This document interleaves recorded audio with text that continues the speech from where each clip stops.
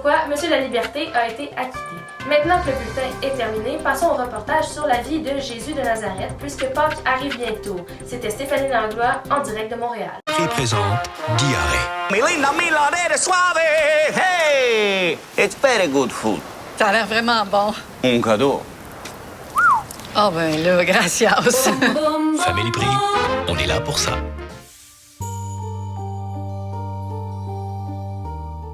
Depuis toujours, la religion fait partie de notre monde.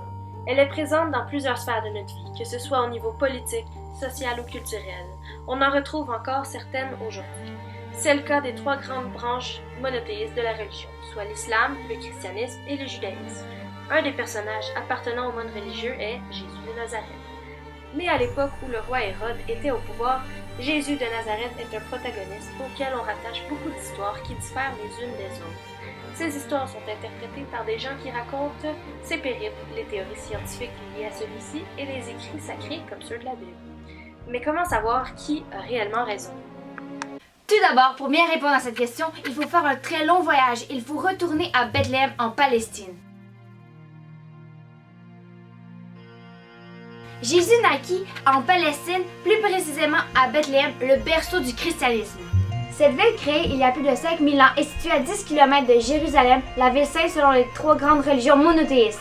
À ce jour, elle est composée majoritairement de musulmanes, mais il reste qu'il y a quand même quelques chrétiens qui y demeurent. Bethléem est un endroit d'une grande renommée parce que Jésus aurait vu le jour à cet endroit même, à l'an 1 selon la Bible. Toutefois, plusieurs s'entendent pour dire que Jésus est né entre -7 et -3 avant lui-même. Il est donc difficile de savoir à quel moment exact Jésus naquit. Étant le Fils de Dieu, selon les chrétiens, Jésus naquit de façon miraculeuse. En effet, l'archange Gabriel, le messager de Dieu, serait venu contacter Marie, soit la mère de Jésus, pour lui annoncer que celle-ci avait été choisie par Dieu pour porter son fils. La mère de Jésus aurait donc eu ce dernier sans avoir de relation sexuelle, d'où le nom de la Vierge Marie. Il serait né dans une crèche à Bethléem. La nuit même de sa naissance, des bergers passèrent et furent interpellés par un ange qui leur dit de ne plus rien craindre, car leur sauveur était né. Cependant, il y a plusieurs sceptiques. En effet, dans aucun des écrits des évangiles, il est spécifié la date de naissance du Christ. Plusieurs pensent que ce sont les chrétiens qui ont instauré la date de naissance de Jésus le 25 décembre, soit la date du solstice d'hiver. Jésus passa son enfance à Nazareth. Comme tous les autres enfants de la gente masculine, il alla à l'école de la synagogue et il apprit la religion et l'histoire de son peuple, soit le peuple juif.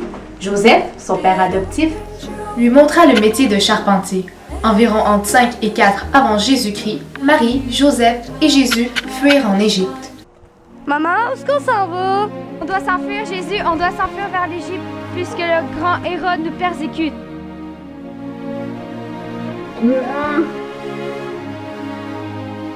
Arrivé en Égypte, Jésus décida de s'allier avec des étrangers afin de sortir les esclaves des persécutions. Un peu plus tard, du haut de ses 12 ans, Jésus décida de faire sa bar mitzvah. La bar mitzvah est un rite de passage dans la religion juive. À l'an 26 et 27, le début du ministère de Jésus se produit, c'est-à-dire tous les éléments qu'il a accomplis au cours de sa courte vie. Comme nous le savons, ce protagoniste fut envoyé sur terre par Dieu pour accomplir un certain nombre de choses. Contrairement à la norme, Jésus ne se fit pas baptiser lorsqu'il était enfant, mais bien lorsqu'il eut 30 ans.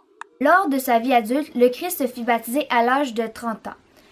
En effet, le dimanche suivant l'Épiphanie, Jésus demanda à un de ses évangiles, Jean-Baptiste, de le baptiser dans les eaux de Jourdain. Les eaux de Jourdain se situent entre la Jordanie et Israël. Les eaux de Jourdain sont en fait une rivière de 251 km de long qui découle de la mer Morte.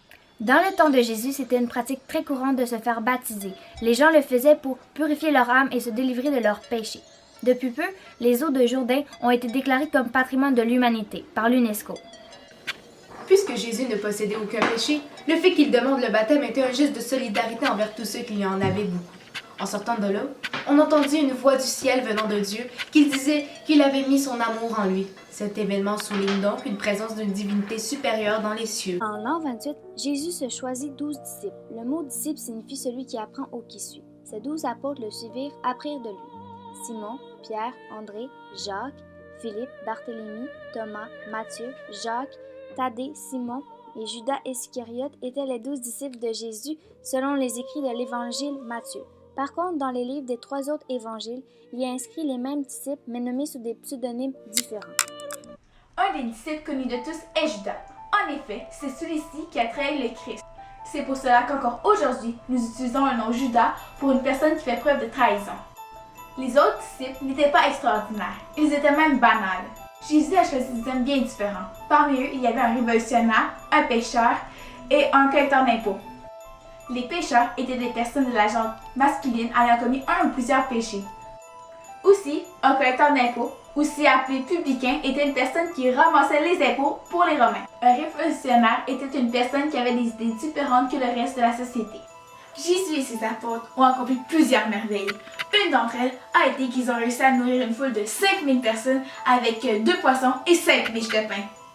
L'événement survint puisque plusieurs habitants suivaient Jésus et ses 12 apôtres qui se rendaient à un autre lieu afin d'apprendre des enseignements du Fils de Dieu. Lors de l'événement, les apôtres placèrent tous les habitants, toute la foule de personnes en rangée.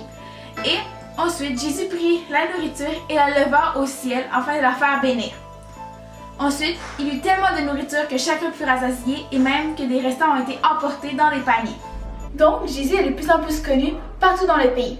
Aussi, lui et ses 12 apôtres enseignent les enseignements de Dieu à tous. Cependant, ça a créé plusieurs tensions entre les Romains, les Juifs qui écoutent la Torah et les Juifs écoutant Jésus.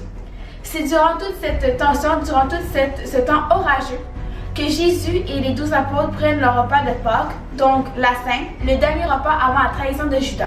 Le lendemain, Jésus fut condamné à mort par le gouverneur romain Ponce Pilate. Par peur des soulèvements religieux, Pilate le crucifia malgré son innocence et ce sans comprendre la doctrine que Jésus tentait de transmettre. À la vue de tous, il se retrouva accroché sur une croix en bois avec des clous dans les mains et dans les pieds ainsi qu'une couronne d'épines à la tête. De nombreuses personnes assistèrent à cet épisode d'horreur et de souffrance. Il survécut un long moment dans la peine, la misère et la douleur insupportable à laquelle il faisait face, puis il prononça ces derniers mots. Tout cela se déroula à Golgotha, aussi prénommé Mont du Calvaire, une région un peu éloignée de Jérusalem. Quelques-uns des apôtres déposèrent le corps du défunt dans un tombeau situé dans un rocher. La date approximative de l'événement fut le 7 avril de l'an 30. Ô Jésus, Fils de Dieu! Mais il n'est pas là! Mais comment se fait-il? Il était dans ce rocher, en arrière, dans la montagne! Mais c'est le véritable Fils de Dieu! C'est le véritable Fils de Dieu.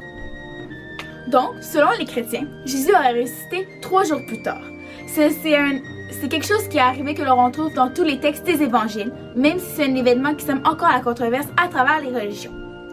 Sa disparition de son tombeau a été prouvée puisque, premièrement, son corps n'a pas été retrouvé dans le tombeau et également, l'entrée au tombeau était ouverte.